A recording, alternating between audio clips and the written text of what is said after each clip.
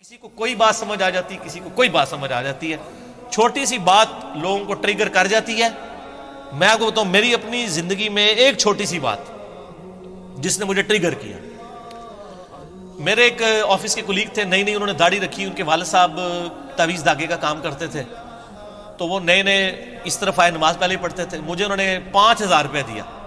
یہ میں بات کروں 2007 کی، 2007 کی، اس زمانے میں 5,000 روپیہ، آج 11 نومبر 2018 ہے۔ مجھے کہتے ہیں جی میں اب دین کی طرف آیا ہوں تو داڑھی رکھ لیے، لوگ مجھ سے مسائل پوچھیں گے، تو آپ نہ مجھے کتابیں دین کے اوپر لا کے دیں، کوئی میں پڑھ لوں تاکہ مجھے مسئلے پہلے ہی پتہ ہوں۔ تو سارے ہم بھی بابی تھے اس وقت، ٹھیک ہے نا، تو میں نے جناب ان کے لیے بار شریعت خریدی، اچھا جی اس طریقے سے ملفوظات اعلیٰ حضرت، احکام شریعت، قرآن حدیث نہیں ان کو خرید کے دیا، کیونکہ یہ تو ظاہر ڈائریکٹ پڑھنے سے انسان گمراہ ہو جاتا ہے نا، سمجھا کرو نا، تو یہی کہہ رہے ہوتے ہیں نا، ہم بھی یہی کہتے تھے۔ اچھا تو اس کو کتابیں، میں ابھی بھی، وہ بھی میرے ساتھ ہی ریورٹ ہوا ہے نا، ابھی ہم ایک دوسرے کا بڑا مذاق اڑاتے ہیں، تو میں اس کو کہتا ہوں تم میرے لیے ہدایت کا سبب بنے ہو۔ ہوا یہ کہ وہ اس ملفوظات اعلیٰ حضرت میں وہ عبارت آتی ہے نا کہ نبیوں کی بیویاں قبروں میں پیش کی جاتی ہیں، ان کے ساتھ شباشی کرتے ہیں، نعوذ باللہ۔ یہ عبارت نا اس نے کہیں پڑھی، تو بیچارہ دنیا دار بندہ تھا، اس نے انڈر لائن کر لی۔ اگلے دن آفس میں آ کے مجھے کہتا ہے یار یہ منو کیڑی کتاب تو لے کے دیتی ہے اللہ کے بندے، دیکھ دیکھ کے لکھے ہے۔ میں نے کہا کیا لکھا ہے؟ کہنا نہیں پہلے مجھے بتاؤ، اگر کوئی کہے کہ نبیوں کی بیویوں کو قبروں میں پیش کیا جاتا ہے ان کے ساتھ شاباش، میں نے کہا استغفر اللہ، اتنی گستاخانہ بات لکھی ہوئی ہے؟ تو اس نے نا کہا یہ آپ کے اعلیٰ حضرت نے لکھی ہوئی ہے ملفوظات میں۔ مسئلہ 71B ہے میرا، انڈیا اور پاکستان کے بزرگوں کی 19 گستاخانہ عبارات کا تحقیقی جائزہ، جو سر سینکڑوں نہیں ہزاروں لوگوں کی اصلاح کا سبب ایک لیکچر بنا، الحمدللہ۔ مجھے وہ کہتا ہے یہ دیکھو لکھا ہے۔ اب جب اس نے کہا نا اعلیٰ حضرت نے لکھا ہے، اب میرے لیے اعلیٰ حضرت سے اختلاف اسی طریقے سے جیسے کیسے کوئی صحابی سے کوئی اختلاف کر دے، اور میں پہلے کہہ بھی چکا ہوا تھا، تو میں نے درمیان میں نے کہا یار یہ مس پرنٹنگ ہوگی۔ وہ کہتا ہے یار مس پرنٹنگ کو چھوڑو، اگر یہ انہوں نے لکھا ہے تو یہ غلط ہے، کہ میں نے کہا غلط ہے، انہوں نے بھی لکھا ہے۔ بس سر یہ ایک قبولیت کا لمحہ تھا، اللہ نے میری بات سن لی کہ میں غلط کو غلط کہنے کی جرت رکھتا ہوں۔ جب پہلی دفعہ میرے سامنے آیا، میں کتنے دن پریشان رہا کہ یار اتنے بڑے بڑے بزرگ بھی غلطیاں کرتے ہیں، تو میں نے پھر تحقیق شروع کی۔ اسی دوران میں نے قرآن حکیم کا ترجمہ جو ہے نا پری ڈیٹرمنٹ ریزلٹس کے بغیر پڑھنا شروع کیا، آہستہ آہستہ آہستہ آہستہ چیزیں سمجھ آنا شروع کی، اور آج آپ دیکھ رہے ہیں کہ پوری دنیا میں انجینئر ہو رہی ہے۔ اس لیے نہیں کہ میری کو تعریف کر رہے ہیں، اس لیے وہ کہتے ہیں یار ایک ایڈی شے آ گئی ہے۔ وہ جو انجینئر کا فطرہ اٹھا ہے نا، وہ اہل حدیث تو ہم سے زیادہ پریشان ہے۔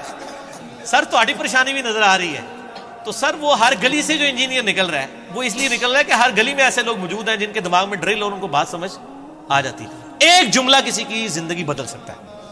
آپ دیکھیں نا، اوس اور خزرج کی جب لڑائیاں ہوتی تھی یہودیوں کے ساتھ، یہ جنگجو لوگ تھے، ہمیشہ جیت جاتے تھے، تو یہودی کہتے تھے بچو جی اونٹتے تسی جیت جاندے ہو، جب آخری نبی آئیں گے نا ہم ان کے ساتھ ملیں گے، پوری دنیا کو فتح ہم کریں گے، تو پھر ہمارا مقابلہ تم نہیں کر سکو گے۔ یہ یہودی ان کو تڑی لگاتے تھے۔ قرآن میں بھی اشارتاً ذکر ہے کہ اس نبی کے آنے سے پہلے سورۃ البقرہ میں تم اس نبی کے وسیلے سے اللہ کی طرف دعائیں کیا کرتے تھے، اس حوالے سے کہ اللہ اس نبی کو جلدی جلدی بھیج، اور آج جب وہ نبی آ گیا تو تم پہلے منکر ہو گئے یہودیوں۔ اچھا اب جب اوس اور خزرج حج کرنے کے لیے گئے نا مکہ اور مکہ شریف مدینہ شریف سے، وہاں ان کو پتہ چلا کہ ایک پیغمبر ہونے کا دعویٰ کر رہا ہے شخص محمد ابن عبداللہ، اور نبی علیہ السلام بھی مشرکین عرب کے خیموں میں جا کے ان کو اللہ کی بات کرتے تھے۔ حج کے موقع کے اوپر چونکہ پورے عرب سے لوگ آتے تھے، حضور کہتے تھے چلو یار انہوں نے میری بات نہیں سنی، یہی سن لیں۔ جس طرح ہم کہتے ہیں چلو یار جہلم کے لوگوں نے سنی، ہم یوٹیوب پہ ویڈیو بنا کے ڈال دیں، تو پوری دنیا نے سن لی، اب جہلم والوں نے بھی دیکھا دیکھی سننی شروع کر دی۔ اینڈ پہ جس طرح فتح مکہ کے بعد اہل عرب نے بھی اسلام قبول کر لیا، تو نبی علیہ السلام کہتے ہیں چلو یار یہ میری بات سن لیں، اور ابو لہب خبیث پیچھے پیچھے چلتا تھا، وہ کہتا تھا یہ میرا بھتیجا ہے، یہ پاگل ہو گیا، اس کی بات نہ سنو۔ نبی علیہ السلام پھر بھی ڈٹائی کے ساتھ بات کرتے جا رہے ہیں، پورے ڈٹے ہوئے اپنے اس حق کے اوپر۔ تو وہاں پہ اوس اور خزرج نے جب سنا نا، انہوں نے کہا یار یہ تو لگتا ہے وہی نبی ہیں جن کے بارے میں یہودی ہمیں تڑی لگاتے تھے کہ ہم اس کے اوپر ایمان لائیں گے اور ہم پوری دنیا پہ قبضہ کر لیں گے۔ تو انہوں نے کہا پہلے اس سے کہ یہودی ان پر ایمان لائیں، ہم کیوں نہ مسلمان ہو جائیں۔ وہ ہدایت جو ڈائریکٹلی یہودیوں کی کتابوں میں تھی، وہ انڈائریکٹلی اوس اور خزرج کے لیے اسلام قبول کرنے کا سبب بن گئی، اور یہودی مر گئے۔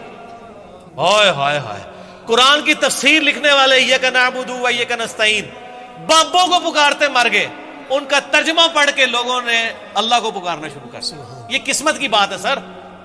اوس اور خزرج نے اسلام قبول کیا اور سر رومن اور پرشین امپائر پھر ان لوگوں نے گرائی ہے۔ اوس کے سردار تھے سیدنا سعد ابن معاذ، سعد ابن معاذ، جن کے بارے میں بخاری میں حدیث ہے اللہ کا عرش بھی ہل گیا ان کی وفات پہ۔ غزوہ خندق پہ ان کو تیر لگا تھا نا، عمر سیریز میں سر انہوں نے وہ منظر فلمایا ہے، تو وہ رگ جاری ہو گئی تھی ان کی، تو اسی پہ ان کی شہادت ہوگی۔ اور سعد ابن عبادہ وہ خزرج کے سردار تھے جو 155 اصحاب صفا کا کھانا ان کے گھر سے روزانہ جاتا تھا، ٹھیک ہے۔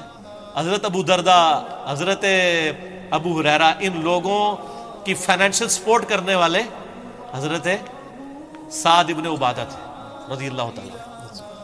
تو سر ان لوگوں نے بات کسی اور کو سمجھائی گئی، تبدیلی کہیں اور آ گئی، بک کہاں اور تھی، تبدیلی کہیں اور آ گئی۔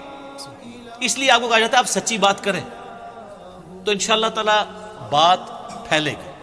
ایون جھوٹی چیزیں بھی، ایمینوئل کانٹ کہاں گئے، جرمن فلاسفر ہے، فلاسفی جا کے رشیا نے لے لی، آدھی دنیا پہ قبضہ کر لیا، کمیونزم، ٹھیک ہے۔ تو جھوٹی بھی نظریات محنت کہیں نہ کہیں رنگ دکھا دیتی ہے، ٹھیک ہو گیا۔ تو سچائی تو پھر سچائی ہے سر۔